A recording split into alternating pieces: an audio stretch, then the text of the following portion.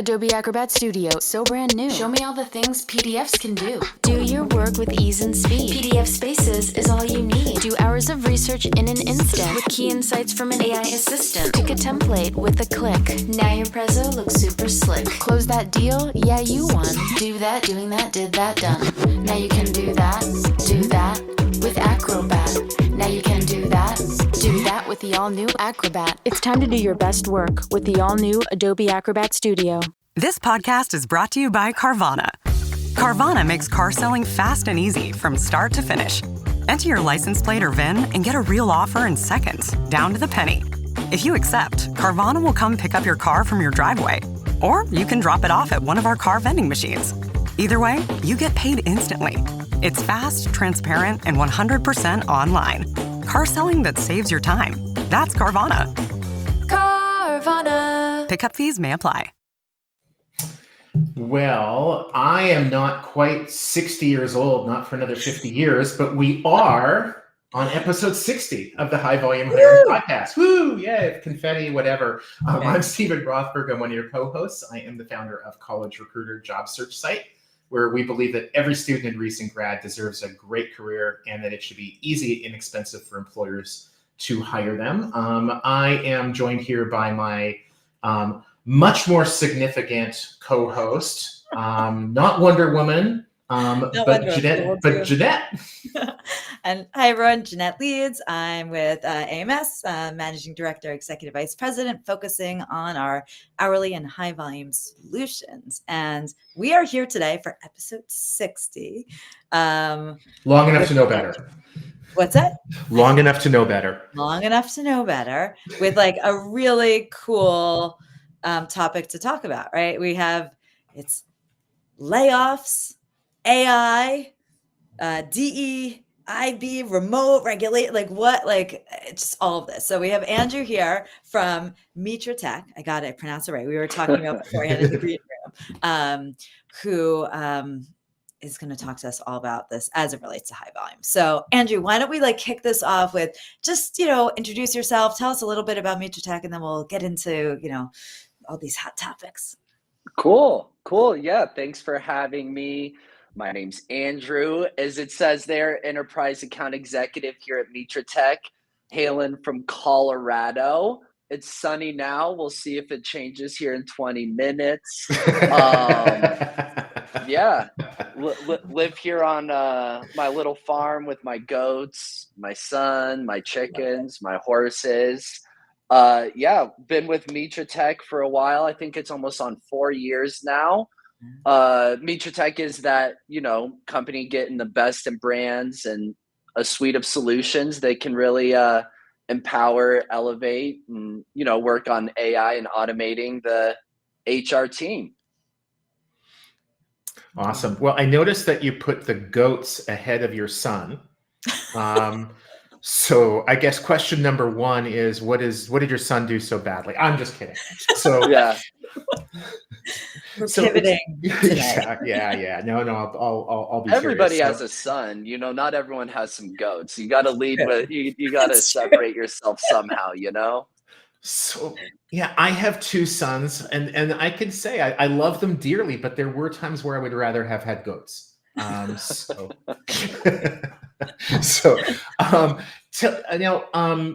think one of the times that I saw a lot about Mitratech was about a year ago, almost exactly a year ago at this time.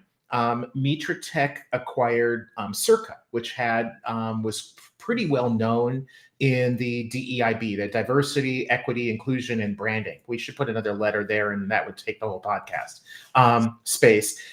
Tell me a little bit, if you could, about what the strategy was, because Mitratech does a lot of stuff.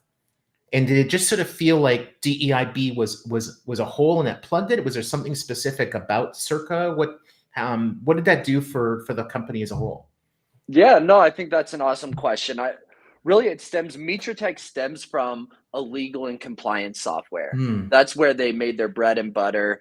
And branching off with that, they started their HRC, or, the human resources division, investing in companies like Assure Hire for background checks, Talent Reef for talent management, I-9 tracker for your I-9s. So there's a whole, there's a wide scope, like you said, of things that Mitratech can do. In specific with the HRC, I think that as we've seen diversity and inclusion become more a part of our everyday lives, it only made sense that, if you're trying to get a whole human resource division under one umbrella, that you have to include something like diversity and inclusion. And like you said, I think that another piece of that is not just acquiring or investing in brands, but investing in best in class brands. And so, Mm, as you mentioned before, I think Circa check that box as well. It's just a well-known, well-trusted brand to invest in. cool. That's awesome. That makes sense. So let's dive a little bit more into the DEIB. I'm like, okay, I hit all the letters. What, talk to us a little bit, any like interesting innovations that you're seeing with, current clients or just in the marketplace in that area? Yeah, like I said, I think that if you look back years ago, diversity and inclusion had their own little segment. It was like the company Yeah. barbecue, right? Yeah. And it was kind of away from all the other human resource folks and away from all their processes. But with having the process of getting a quality applicant, because in my mind, that's what we're all looking for, is we're all looking for a quality applicant that can really see the potential in partnering with our company.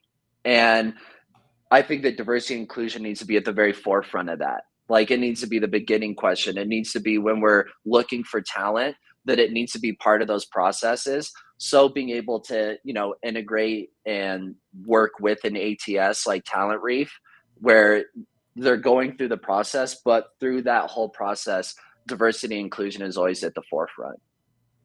So put your advisory hat on for a moment. You coworkers sitting in a meeting with one of your bigger clients. They do a lot of hiring, high volume, hiring a scale, call it what you may. And they say to you, our CEO is telling us that we need to use AI to, transform, solve all of our problems. It's the, 180th silver bullet that he's talked about in the last 2 years. Give me as the client a few pros for adding AI into the hiring process, and also some things that we should be watching out for, specifically high volume side. Yeah, I think that when you look at high volume hiring, what we've made, and I've seen with a number of clients, what they're making a move to is data and analytics. I think that before that, people were going a lot on feel, or they were going on legacy systems. This is what we've always done. It's what's worked for us. And so we'll continue to do it.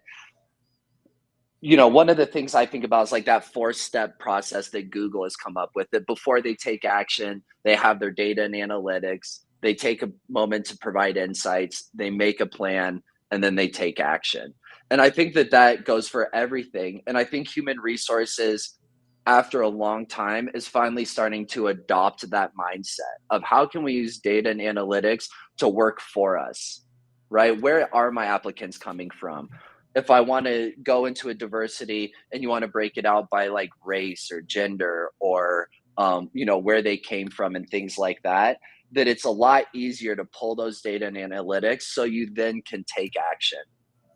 And, in my mind, that's kind of, if someone was looking to why AI, that would be the pro, is like, you're never going to get a more robust data and analytics system if people are having to go through a manual process. The more that we can automate and the more that we can make technology work for us, I think that that's a plus. When I think about the cons, you always think about, I think it's trust. That anytime anyone mentions AI, that's always the big topic that comes up in my mind or with clients is, oh, I don't know, we're really into compliancy, or cybersecurity is really big here. How am I supposed to know? And I think that, that can.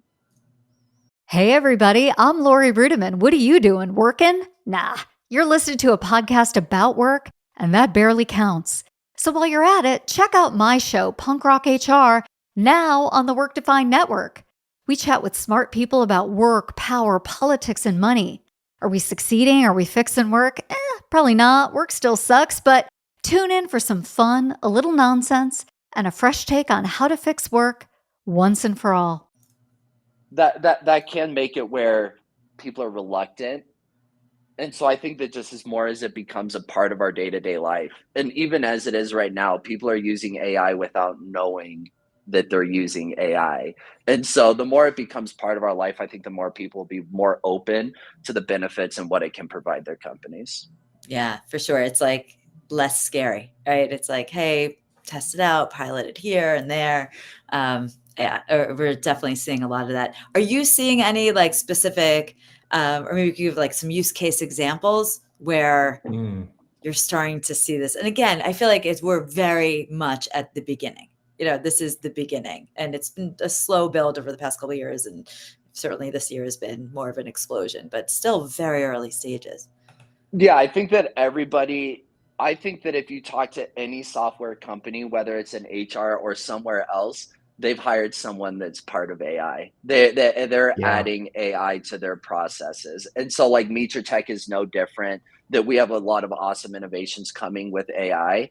And I think that that's where you can just look, is that as clients start to say like, hey, we're using this way of gathering data with our own business, that it's easy to align with somebody like a Mitratech or, anybody else in that space that's providing that type of service.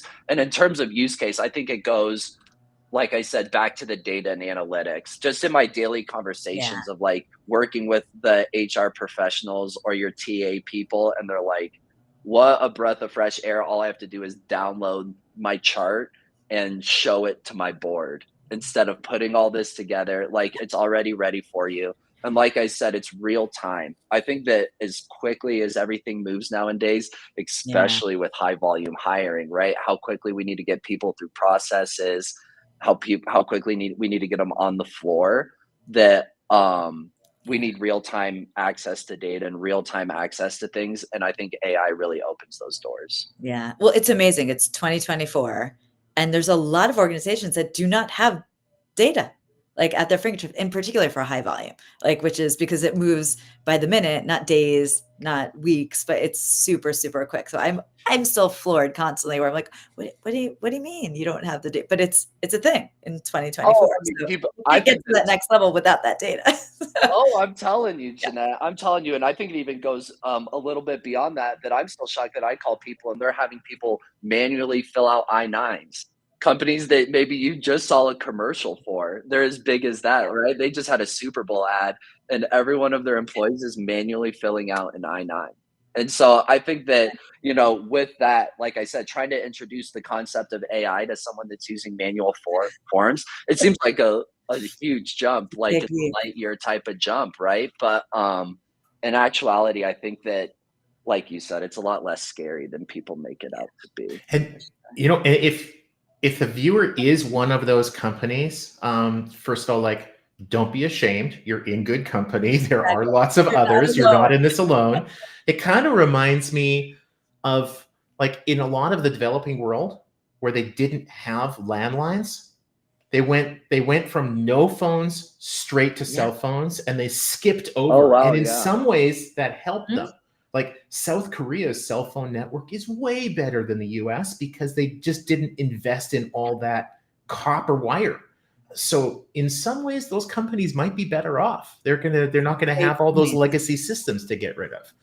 Yeah, that's a great point, Stephen. That's actually a really, really So great point. I think we have time for one more quick question. So quick question, Andrew, is now get your crystal ball. 5 years from now, 10 years from now, what do you think is going to be really different about HR than it is now? In my mind, I think that as I'm quickly thinking about something, and I can't tell you what I'm going to do for dinner tomorrow. So asking me to forecast 5 to 10 years from now, goat meat is surprisingly delicious. Yeah, hopefully people want mutton.